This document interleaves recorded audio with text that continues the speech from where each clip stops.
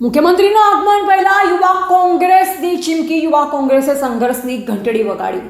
મુખ્યમંત્રીની 18 જુલાઈની પાટણ જિલ્લા મુલાકાત પહેલા જ રાજકારણ ગરમાયું. યુવા કોંગ્રેસના મહામંત્રી આદિત્ય જુલાએ સાંતલપુર રાધનપુરના અગત્યના પ્રશ્નોનો ઉકેલ નહીં આવે તો જોરદાર આંદોલનની ચીમકી ઉચ્ચારી તેમણે કહ્યું, સાંતલપુરમાં તાલુકા કચેરીઓ તરત શરૂ થાય, વરાઈ ટોલ ટેક્સમાંથી ગામોને મુક્તિ મળે, ભારતમાલા રોડ અને નેશનલ હાઈવેમાં ગેરરીતિ બંધ થાય, રાધનપુર નગરપાલિકામાં ગટર અને રોડ સમસ્યા હલ થાય.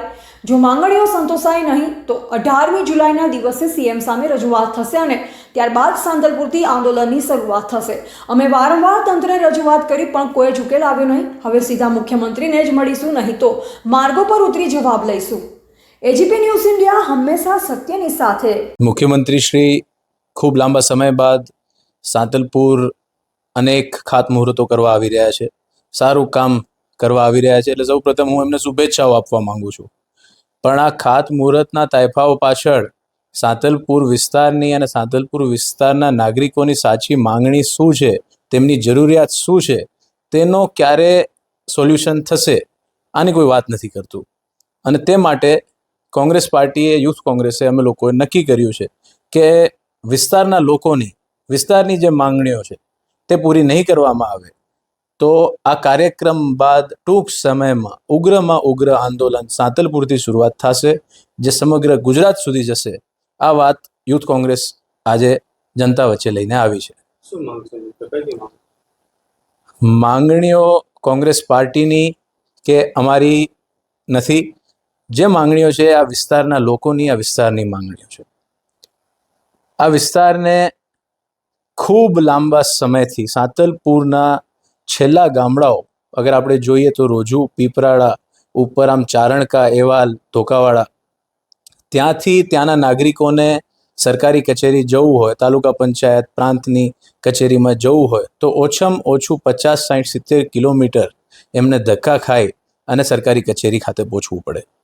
આટલા વર્ષોથી અનેક આગેવાનોએ, કોંગ્રેસ પાર્ટીએ, અમે લોકોએ ખૂબ માંગણીઓ કરી કે સાંતલપુર ગામ ખાતે તાલુકાનું મથક આપવામાં આવે, સરકારી કચેરીઓ ત્યાં ખોલવામાં આવે.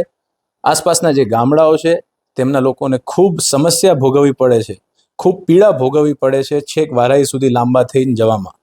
એટલે અમારી એક માંગણી પહેલી એ છે કે સાંતલપુર ખાતે સરકારી કચેરીઓ શરૂ કરવામાં આવે. બીજી અમારી માંગણી એવી છે, જે વર્ષોથી અમે માંગણી કરી રહ્યા છીએ, એનો વિરોધ બી કરી રહ્યા છીએ, કે વારાઈ ખાતે જે ટોલ ટેક્સ ઉઘરાવવામાં આવે છે, સાંતલપુરના ગામના આગેવાનો હોય, ત્યાંના નાગરિકો હોય, વારાઈના આ બાજુના આગેવાનો નાગરિકો હોય, તે લોકોને એક સાઈડથી બીજી બાજુ જવું હોય તો હર વખત ટોલ ટેક્સ ભરવો પડે છે. આજે સાંતલપુરનો નાગરિક એનું સરકારી કામ લઈ સરકારી કચેરી ખાતે વારાઈ જતો હોય તો એ શું કરવા ટોલ ટેક્સ ભરે?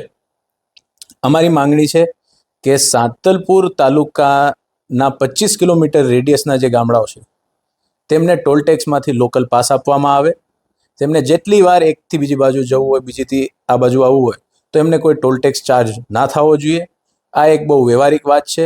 વિસ્તારના ખૂબ ગરીબ લોકો વર્ષોથી આ વાત સરકાર સામે અમે લોકો મૂકી રહ્યા છીએ, પણ તો પણ આનું કોઈ નિરાકરણ નથી આવતું. એટલે બીજી માંગણી અમારી એ છે કે સાંતલપુરના જે ગામડાઓના લોકો છે તેમને વારાહી ટોલ ટેક્સ માટે એક્સક્લુઝિવ લોકલ પાસ આપવામાં આવે.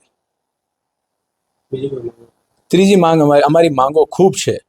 અનેક સમસ્યાઓ છે આ વિસ્તારની, અનેક પીડાઓ આ વિસ્તારના લોકો ભોગવી રહ્યા છે, પણ જે તાત્કાલિક જે માંગોને, તાત્કાલિક જે પ્રોબ્લેમોને નિરાકરણ જોઈએ છે એની વાત આજે આપણે કરીએ તો ત્રીજી અમારી માંગણી છે કે જે નેશનલ હાઈવે છે આપણો, જે સામખિયારીથી રાધનપુરને જોડે છે, આગળ પાલનપુર, રાજસ્થાન સુધી જાય છે, એ રસ્તામાં હું માનું ત્યાર સુધી 12 મહિનામાંથી 12 મહિના ક્યાંક ને ક્યાંક પેચવર્કનું કામ ચાલુ રહે છે. રસ્તાની હાલત એટલી ખરાબ છે કે રસ્તામાં ખાડા છે કે ખાડામાં રસ્તા છે એ આપણને ખબર નથી પડતી. એ ખાડાઓના વજેથી, ખરાબ રસ્તાઓના વજેથી ખૂબ વધારે, હું માનું વધારે નહીં પણ ઓછામાં ઓછા 25-50 એક્સિડન્ટ રોજ આ રસ્તામાં થતા હશે. સરકાર આ વસ્તુને ગંભીરતાથી નથી લેતી. ટોલ ટેક્સ પૂરેપૂરા ઉઘરાવવામાં આવે છે. 70 રૂપિયા, 100 રૂપિયા સુધીના ટોલ ટેક્સ નાના વાહન માટે થઈ ગયા છે. તો પણ આ રસ્તાની કોઈ મરમ્મત નથી કરવામાં આવતી. આ રસ્તામાં જે ખાડાઓ પડેલા છે એનું વ્યવસ્થિત રીતે પેચવર્ક કરવામાં નથી આવતું. ખાલી ધૂળ મટ્ટી ભરી અને ખૂબ વધારે ભ્રષ્ટાચાર થતો હોય એવું અમને દેખાય છે. અમારા વિસ્તારમાં એક બીજો નવો રસ્તો પાસ થાય છે કે જે જામનગરથી પંજાબ સુધી જાય છે, ભારતમાલા. મારી જ્યાં સુધી સમજ છે ત્યાં સુધી એ રસ્તાનું હજી ઉદ્ઘાટન નથી થયું, પણ તો પણ આજે એ રસ્તાની હાલત એટલી ખરાબ છે, આખો રસ્તો વ્હાઇટ વોશ થઈ ગયો છે. આટલા હેવી ટોલ ટેક્સો ઉઘરાવવામાં આવે છે. આપણા કેન્દ્રીય બાંધકામ મંત્રી એવું કહે છે કે ભાઈ ભારતનું રસ્તાનું ઇન્ફ્રાસ્ટ્રક્ચર 2036 સુધી અમેરિકાને પણ વટી જશે, પણ એવું કાંઈ દેખાતું નથી. વાસ્તવિકતા એવી છે નહીં. ઉદ્ઘાટન થાય એના પહેલા રસ્તાઓ સાવ વ્હાઇટ વોશ થઈ જાય છે. એટલે આ ક્યાંક ને ક્યાંક ભારતીય જનતા પાર્ટીમાં ખૂબ વધારે અને ખૂબ ઊંડો ભ્રષ્ટાચાર થઈ રહ્યો છે, જેની તપાસ થવી જોઈએ. અને આ રસ્તાની જે અમારી માંગણી છે કે રોડ રસ્તા સુધરે, તો એ રસ્તા ટૂંક સમયમાં ભારતીય જનતા પાર્ટીની સરકારે બાંધકામ વિભાગે સુધારવા પડશે. કેવા પ્રકારનું આંદોલન હશે? એક હજી બીજી સમસ્યા છે, એની પણ હું પહેલા ચર્ચા કરી લઉં, એના પછી આંદોલનની વાત કરીશ.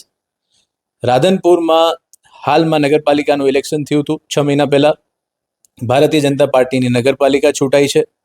28માંથી 25 કોર્પોરેટરો ભારતીય જનતા પાર્ટીના છે.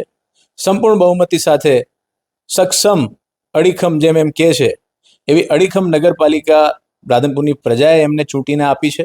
ધારાસભ્ય ભારતીય જનતા પાર્ટીના, સંસદ ભારતીય જનતા પાર્ટીના, અને ગુજરાત અને ભારતમાં સરકાર પણ ભારતીય જનતા પાર્ટીની. આ બધું ઇકોસિસ્ટમ બીજેપીનું હોવા છતાંય રાધનપુર શહેરમાં ગાડી મોટરસાઇકલથી નીચે ઉતરીને ચાલી શકીએ એવી ક્યાંય પરિસ્થિતિ નથી. ગટરો બહુ ખરાબ રીતે છલકાય છે. ગટરોના ઢાંકણાઓની કોઈ વ્યવસ્થા નથી. 4 દિવસ પહેલા એક નાનકડું બાળક રાધનપુર શહેરમાં ગટરની અંદર પડી ગયું હતું. આજુબાજુના લોકોનું ધ્યાન પડ્યું એટલે એનો જીવ બચાવી શક્યા. પણ આ રીતની બેદરકારી અગર ભારતીય જનતા પાર્ટીની નગરપાલિકા રાધનપુરમાં કરતી હોય, જ્યારે પ્રજાએ તેમને ખોબલે ને ખોબલે મત આપ્યા છે, મજબૂત તાકાતવાળી નગરપાલિકા બનાવીને દીધી, ચીફ ઓફિસર એ લોકોના, બધું તંત્ર આખું એ લોકોનું, તે છતાંય ભ્રષ્ટાચાર અને ભ્રષ્ટાચાર, આ એક પ્રોબ્લેમ સિવાય એનું કોઈ બીજું સોલ્યુશન નહીં. તો આનું શું સોલ્યુશન નીકળશે? આ અમારી જે 4-5 માંગણીઓ છે, એ માંગણી અગર મુખ્યમંત્રી 18 તારીખે સાંતલપુર આવી અને આની કોઈ ચર્ચા નહીં કરે, આના સોલ્યુશનનો કોઈ રોડમેપ નહીં બનાવે, તો કોંગ્રેસ પાર્ટી કમ્પ્લીટ એક્શન માટે તૈયાર છે. અમે લોકો સાંતલપુરથી ખૂબ ઉગ્ર વિરોધ પ્રદર્શન ચાલુ કરશું. અમારે કોઈ તાયફા નથી કરવા, અમારે હાહાકાર નથી કરવો. શાંતિથી પણ પૂરી તાકાતથી આંદોલન સાંતલપુરથી શરૂ કરશું. અમારા કોંગ્રેસ પાર્ટીની નેતાગીરી સાથે ચર્ચા વિચારણા કરી અને સિસ્ટમમાં કઈ રીતે આંદોલન કરવું અને આપણી વાત સરકાર સુધી પહોંચાડીને સરકાર આપણી વાત સાંભળે એ રીતનું આયોજન કરી અને અમે લોકો આંદોલન કરશું. પણ આંદોલન કરવાનો નોબત ના આવે એવી અમારી સરકારશ્રીને અને મુખ્યમંત્રીશ્રીને 2 હાથ જોડી અને નમ્ર વિનંતી છે. આપનો પરિચય? મારું નામ આદિત્ય ઝુલા છે. હું ગુજરાત પ્રદેશ યુવક કોંગ્રેસનો પ્રદેશનો મહામંત્રી છું અને આ વિસ્તારનો દીકરો છું.